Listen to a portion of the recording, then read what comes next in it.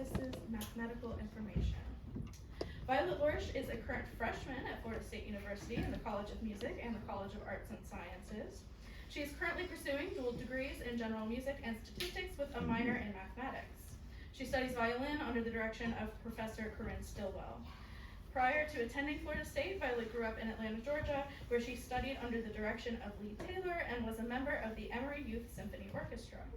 Outside of her studies, Violet plays competitive roller derby and works as a historical demonstrator at the Georgia Renaissance Festival.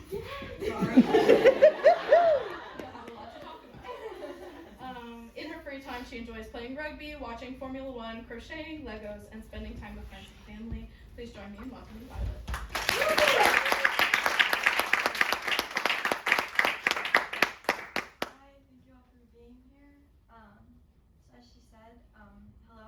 Violet Lorish. I am a violinist and first-year undergraduate student pursuing dual degrees in general music and statistics with a minor in mathematics. Music is an important variable in many aspects of human lives. It nourishes creativity, provides a means of personal expression, and can be placed in media and art to invoke a broad range of feelings.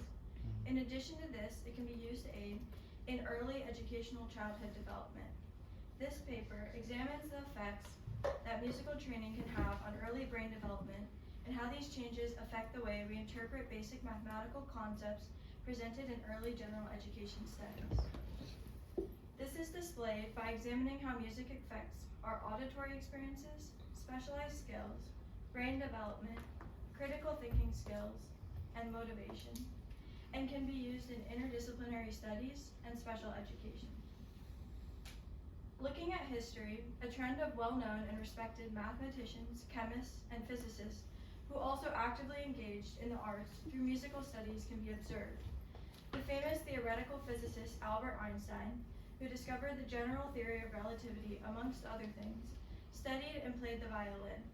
During his adult life, he was known for his high-level critiques of composers such as Bach and Wagner, while he also served as the vice president of the Princeton Symphony from the year 1952 to the year 1955.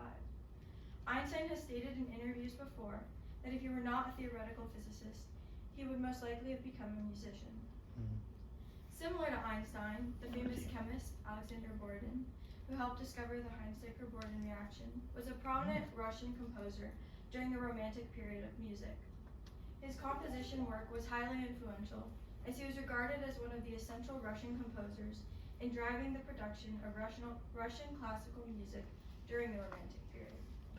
Because the examples of famous scientists and mathematicians who actively spent time engaging in musical studies goes beyond Albert Einstein and Alexander Bordin, it can be argued that the prominence of these academics and their roles in music serves to provide a basis for the public acknowledgement of music's beneficial effects on general education and topics requiring a strong grasp of mathematical concepts such as algebra and probability. Music is a specialized form of auditory experience, similar to that of bilingualism. Unlike bilingualism, the complexities of music can most often be simplified by thinking in mathematical terms. In the art of playing an instrument, you are constantly counting, analyzing, and interpreting the music and patterns displayed on the page. These complex patterns include a variety of different variables, such as rhythm, note value, articulation markings, and artistic phrasing. In order for these skills to be accurately transferred from page to performance, the knowledge of other skills, such as pitch discrimination, auditory memory, and selective attention are required. These hierarchically organized actions are used to interpret and bring the music off the page in the moment, while auditory memory is used to translate the phrases currently being played to phrases which were played minutes before. When these actions are developed intentionally over time, they can lead to changes in brain structure, specifically during times of increased plasticity. These changes benefit the development of executive function, critical thinking, and management skills. In order to see the most positive changes, musical training must begin during the sensitive period of brain development, which is a term applied to a limited period in development when the effects of experience on the brain are unusually strong, derived from the property of particular malleability of the neural circuits. During these sensitive periods of brain development, permanent changes to brain structure and behavior can result. These are also considered critical periods when the permanent changes are key to normal brain development. During these periods, brain plasticity, or how the brain adapts to internal and external changes, increases, which allows for changes in structure. When plasticity increases, there is also an increase of white matter mass, which causes an increase in axonal calibers and myelination. It is widely accepted that thicker axons decrease conduction time, allowing for the faster transmission of information, which would assist in information processing skills, while myelin works alongside this by increasing signal conduction velocity. Conduction velocity is the speed at which electrical signals travel along axons, which is important because better conduction velocity is key in the efficient processing of information. Musical training during the early sensitive periods of development, before the age of 7, have a particular effect on motor regions. Studies have shown that musicians who receive training early on in life tend to have more gray matter in the premotor cortex and greater white matter in the corpus callosum. Additionally, development in the frontal and parietal regions of the brain can be linked to better executive functions and working memory. When working memory is further developed, it can assist improvements in fluid intelligence, defined as the ability to reason and think flexibly. Because the effects of musical training on math are reliant on changes within brain structure, it is then critical that serious musical training is introduced at a young age within the sensitive period in order to see an increase in educational development. The positive development we would likely see would include heightened listening skills, fine motor skills, temporal processing and orienting of attention and time, executive functions, general IQ, listening and reading skills, verbal memory, and social skills. While this is all important and true, it is also key to note that simple exposure to music is not enough alone to support a specialized development of the brain. It is key that intentional serious musical training is introduced and carried through consistent practice in order to see these specific heightened changes in intelligence and cognitive functions over time. These changes are often referenced by parents when wondering if enrolling their child in music lessons would directly increase their child's IQ. This poses to be true in most cases. However, it is important to note that it is not entirely the musical training that initiates these changes. Trainable executive functions, which relate to learning music, could be a third factor in music's relation to changes in one's IQ.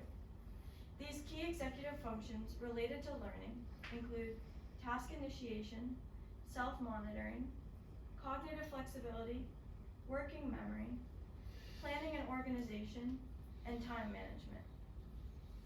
It can be found that the way music influences positive change in IQ is through increasing efficiency in one's executive functions, which mediate the change, and the executive skills of selective attention and inhibition play the strongest mediation role between music and an increase in childhood IQ. It is also important to note that the ability to retain this heightened IQ is not dependent on one's socioeconomic status, but rather the consistency of life factors which allow for extensive and effective musical training. These changes in IQ and study only apply to students who receive concise musical training and do not apply to those who simply study musical sounds or listen to music on a regular basis. While musical training can have extensive as well as diverse effects on the effectiveness of brain development, its effects often appear greater in processing mathematical subjects rather than those heavily relating to linguistics. It is also apparent that children with learning disabilities, such as developmental dyscalculia, a brain-based disorder appearing in neurological disorders, such as attention deficit hyperactivity disorder, and developmental language disorder, affecting the normal acquisition of arithmetic skills, retain a greater academic benefit from musical training than those with traditional learning patterns. Studies have shown that the brain processes required for enumeration, number production, number comprehension, and calculation are targeted during musical training in early education. These changes appear greater in those with developmental dyscalculia compared to those without it. It is important to note that this is likely due to the fact that those with developmental dyscalculia have greater room to improve before reaching the average ability for children of their age. Therefore, there is more opportunity provided for improvement in these areas. The calculation area of development, however, shows greater improvement in those without developmental dyscalculia, because children with developmental dyscalculia struggle in the other areas of the brain required to do the skills for such work. This is particularly prevalent because of this skill's relationship to mental calculation and problem-solving tasks. Number comprehension and number lines, however, showed greater development in children with developmental dyscalculia. In addition to changes in information retained, the time it was sufficiently retained for appeared greater in those with than without developmental dyscalculia.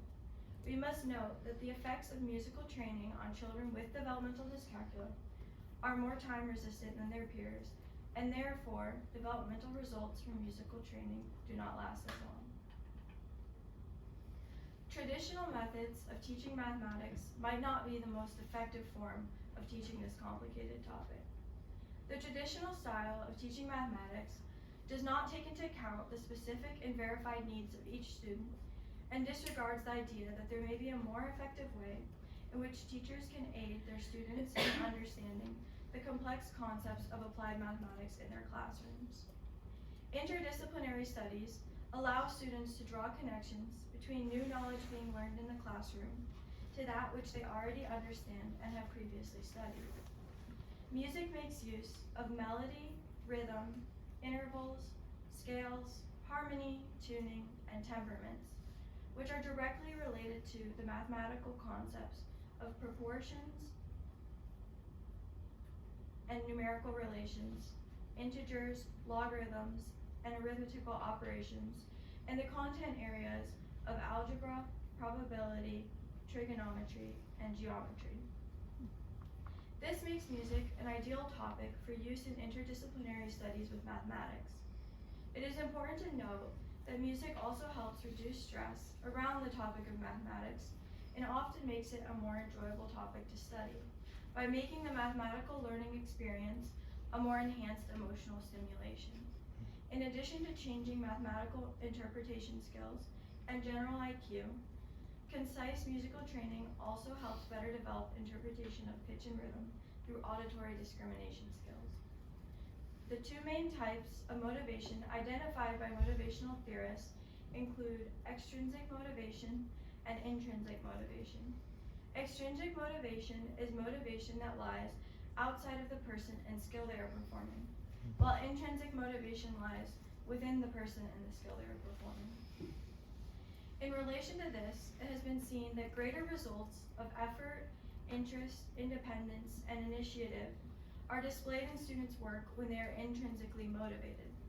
By putting music studies with mathematical studies and forming interdisciplinary study, it helps provide the pathway for math to become a topic which students are intrinsically motivated and invested in. This is key in efforts to diminish or close the achievement gap between students. It can be argued that musical training in early years has a prevalent effect on the ways mathematical information is processed and presented in our general education courses as a child.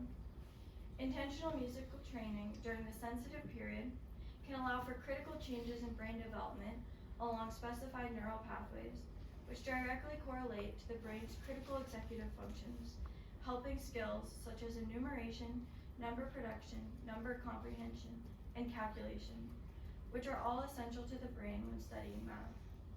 In addition to this, when we use music and math in interdisciplinary early educational studies, music can compel the mind to change the type of motivation held towards mathematical studies from extrinsic to intrinsic. This change in motivation and approach is key to our heightened success in mathematical studies by leading young students to be more actively compelled and interested in their work. When we approach mathematical teaching in new forms and take the opportunity to acknowledge the variety of new ways to approach it, Educators most often become more adaptable to different and diverse student needs. These changes in education understanding then help close the success gap between different types of students. Closing this gap is critical in ensuring a diverse academic society where all types of people have equal opportunity and ability to achieve academic success. A great deal of the sum of music's importance to math can be heard from the famous German mathematician and philosopher Leibniz Gottfried Wilhelm, who states, "Music is the pleasure the human mind experiences from counting without being aware that it is counting."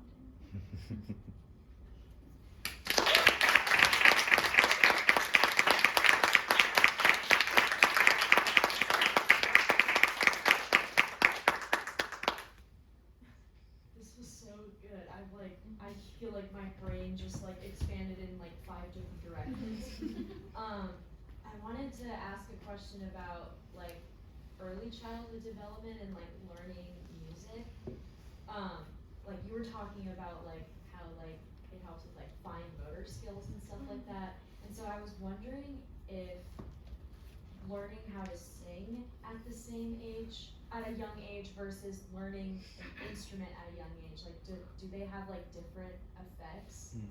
So I would like to do more research on that, but from what I have done, I would believe it to be somewhat similar, because of the transition from the mental processes in terms of music theory and relating to musical concepts and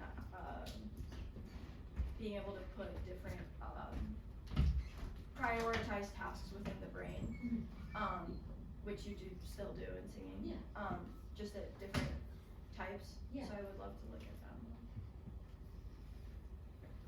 The source that showed the growth of the corpus callosum, the connection between the two halves of the brain, did you have like a reference for where you got that, and did it have any correlation with flexible intelligence?